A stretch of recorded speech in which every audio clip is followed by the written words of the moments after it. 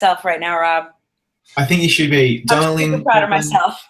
you should be proud of yourself. We're here with Donna Lynne. We're here to talk about Paula from Crazy Ex-Girlfriend. She's a fan favourite. Take us back to the beginning. How did you land a role on this show?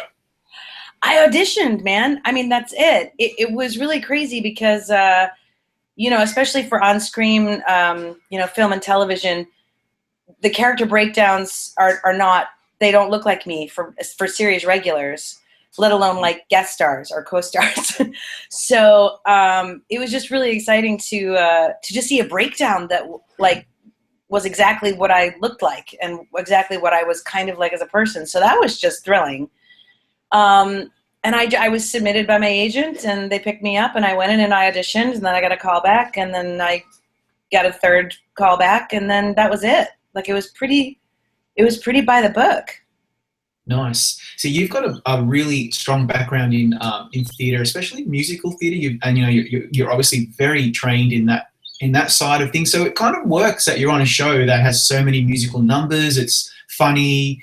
It's you know, it just seems like a nice fit. Would you agree that it just that you were able to fall into this role, you know, really comfortably? Oh yeah, absolutely. I mean, besides the fact that it was like almost creepily, just the pilot, the way it was written was so creepily similar to me. Yeah.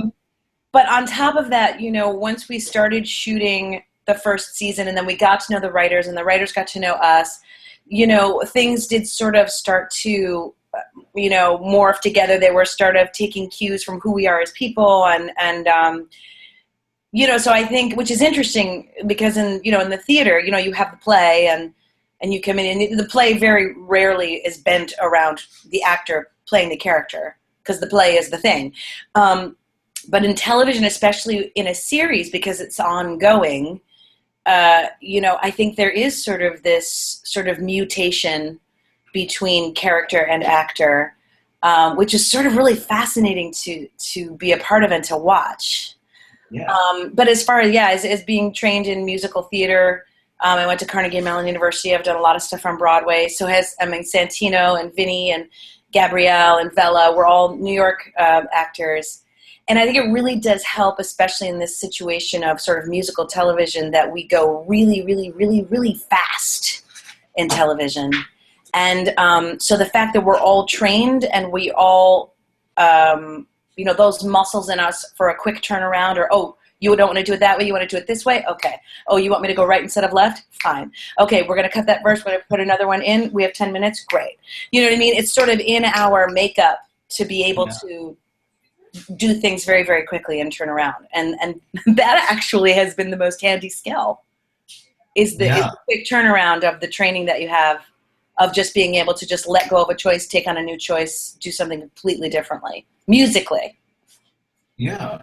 So you're doing Taming of the Shrew currently for the Public Theatre in New York City. So that's just to explain to people watching this. So you're in the middle of a park. You're at the Delacorte, so you're in a room somewhere with a little DSL line. That's why you're not in some fancy. I know. Like nothing would have thrilled me more than to have to figured out how to do this on my phone, because I would have been like, here's the set and here are the costumes and here's beautiful Central Park. But as I am going to show you, I'm like locked into the DSL because we are literally in the middle of Central Park. So like half of our phones don't even work anyway. So, but here, I'll show you our set. Here, look, that's like a black and white.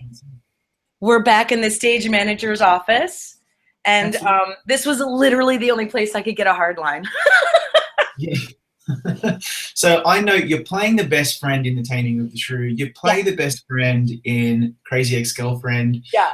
Are you just happy to play the best friend? I mean, because that's a cool thing to be, the best friend. Honestly, between Crazy Ex-Girlfriend and doing the first all-female Taming of the Shrew, you know, at the Delacorte, I'm happy to be like doing whatever. I would be pushing shrubbery around if they asked me to do it. It is funny though, because I remember when I auditioned for this play, I auditioned for a completely different part, and Phillida Lloyd, our director, who's very British, she was like, "Are you on television?"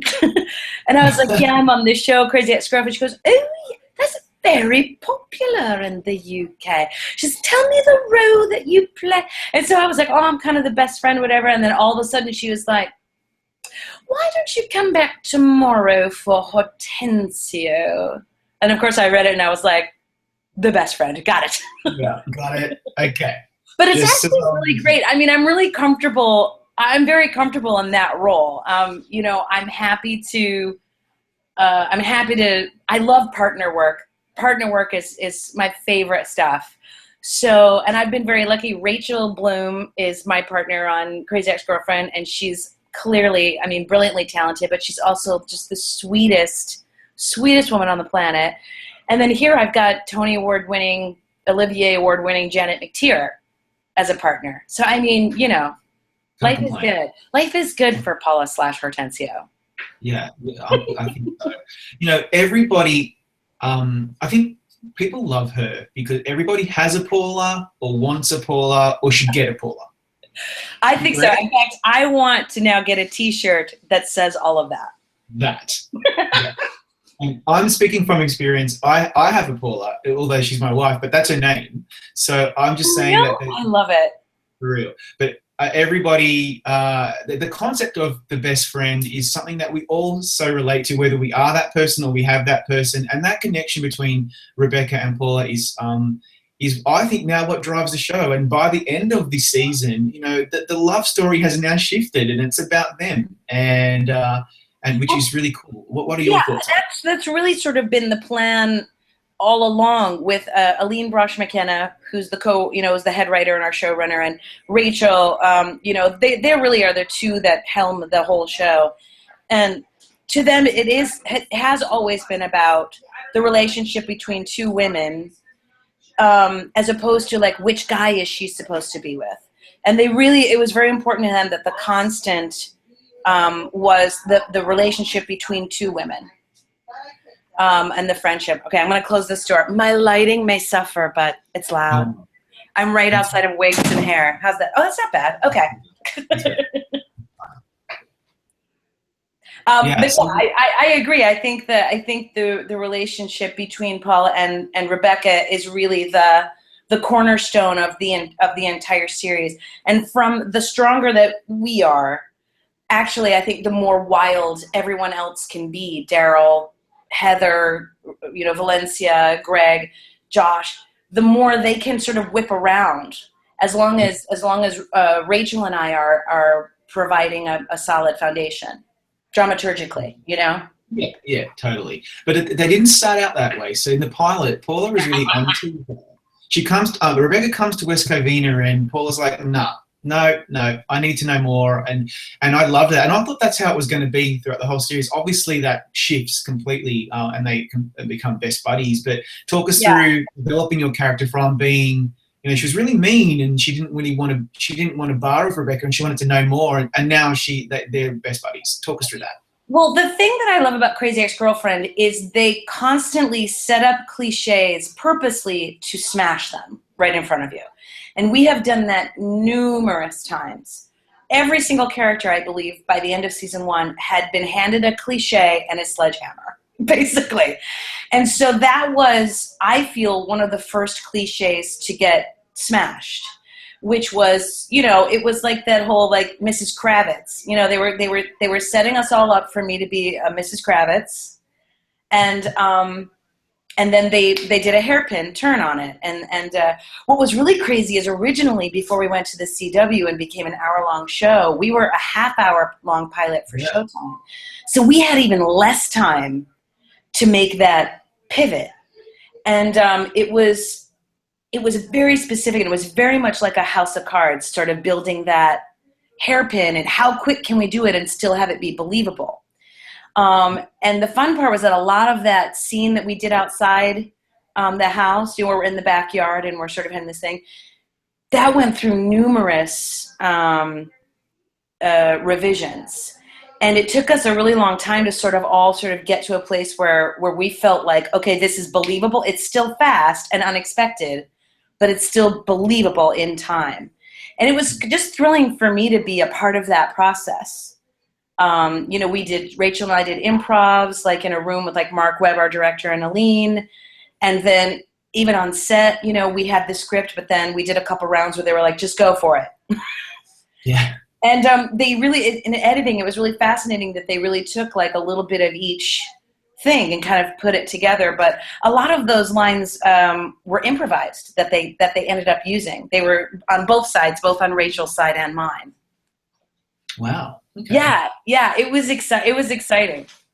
I'm really interested in this whole smashing stereotypes thing. I never really considered that, but when you think of every character, even the kind of the smaller characters, like well, Josh, he's not what you expect. Gay Josh is not what you expect. Daryl, Valencia is completely different by the end of the season, and we actually begin to like her. She's a person. She's not just this thing that we saw towards the beginning of the season. If you look at it from, and I think this is one of the reasons why the writing is so great, is because the writing is coming very much from where the characters are coming from. If you look at everything from Valencia's point of view, she's actually in the right. Yeah, she totally is. You know what I mean? But because, you know, but it's a tribute to both those actresses, Gabrielle and Rachel, that they are able to sort of, they do this amazing dance. There's this one scene that they did in the, I don't know if you've seen it. It's towards the end of the season, but they're in the bridal suite. And I swear to God, I remember tweeting about it because we live tweet, you know, and I hadn't seen that scene. And it literally was like a 3-minute scene where they basically did like 3 episodes worth of dramaturgical status switching. And I was just like, wow. Deep. Wow. But yeah, I mean, even just look at our cast. Just the fact that like half of us have been cast is smashing stereotypes. Yeah. Like, you know, I'm a 45-year-old woman. I'm a size 14. You know, that all of that is so against the rules of television, series regular land. Like just the fact that I'm a series regular on television. And just the fact that like Vincent Rodriguez III, who plays Josh, he's Filipino. Yeah. You know, you just don't see a Filipino leading man. And so they started like within the casting of sort of breaking stereotypes of who gets to be a leading man, who gets to, you know, be on television, who doesn't. And they were very, very specific about trying to tap into types that were not seen on television. Absolutely. You know, with this show, everybody appears to have a favorite musical number. I had my favorite for many, many episodes. I just loved the sexy Getting Ready song. And I've said this to Arlene and I've said it to Vincent and I'll probably say it to Rachel tomorrow, that when I was watching that, I didn't know if the show was going to be for me, but when I saw that song and I laughed that hard, I haven't laughed like that in many, many months, I realized, okay, this is kind of a show that I might be able to like. Right. And then I saw the finale last night, and man, after everything I have done for you was insane. That was insane. So if people don't know, that's the Paula Proctor song where she just completely lets Rebecca have it because she's done all these really crazy, creepy, almost illegal things just so she can engineer the Josh-Rebecca love story. And she loses it, and it's great. Talk us through that, because that was a highlight for you. It has to be for the whole season. Well, here's the thing is, again, and Aline actually directed that episode. And I think Aline and Rachel were the head writers on that episode as well. And one thing, again, talking about cliches or talking about things that you don't see on television that you kind of only see on our show, one of our big topics is middle-aged woman rage. Aline and I are the same age, you know, you were like the first time you get mammed. I mean, it's just like, you know, stuff just builds up when you're a middle-aged woman. 2 things happen to you. You slowly become invisible, and you proportionately the rage inside you just grows. And we had many discussions about middle-aged women rage, and that's where they got the idea about doing the Mama Rose or the Mama Paula number, because it's an iconic, you know, middle-aged woman rage song. So when they told me that they were going to do it, like, I mean, they told me early on it was happening, because I was looking at the writing and I was seeing that Paula was getting more depressed and more obsessive. And I was checking with the writers going, what are we doing, guys? Where are we going? Tell me what's coming up, because I know you've got a reason, but you know, what's happening to her? And then they said, the payoff comes in the finale. We're going to give you this big Mama Rose number. It's going to be this huge thing. And we specifically, all of us, agreed to go to like 11 with the middle-aged woman rage. And we knew that it was risky because middle-aged women are not allowed to be seen, let alone be legitimately angry, unless they're in a position of authority, like, you know, a policewoman or a teacher, you know what I mean? In accepted roles where older women can be angry. And, you know, I was thrilled with the response because I actually was expecting a lot more people to misinterpret her anger as psychotic, which is also playing into our crazy ex-girlfriend stereotype. There's a lot of things, you know, women, and even doing this play, Taming of the Shrew, you know, women, there's a lot of things that socially are not acceptable for women still to do. You know, in a work process, you know, you speak up for yourself. You say the same thing you would as a man would say, but you're labeled as crazy, out of control, bananas, whereas a guy is looked at as straightforward, strong, businesslike. And so we knew that the response to that song might be negative. And I was absolutely so thrilled that so many people have responded to it in such a positive way and in such a like, you know, I felt like that, and what a great song, and I put this song on now and I'm angry, and it's just, nothing really thrills me more, because I was really expecting people to not have as much empathy. And I think, and you know, Rachel wrote that song. Rachel wrote that song. And are you familiar with the musical that it comes from Gypsy? Mm-hmm. It's an iconic song in the musical theater canon, and so, you know, when they said they were going to do it, I was like, you know, you got to do this right or not do it. Like, we got to go big and go home, or not do it. And they were like, we're ready.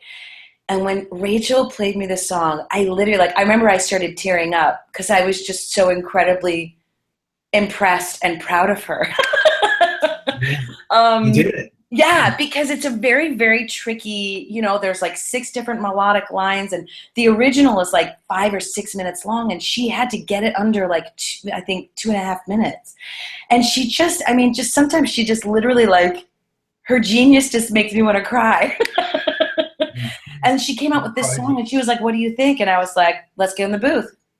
I got nothing to say. Let's put it down.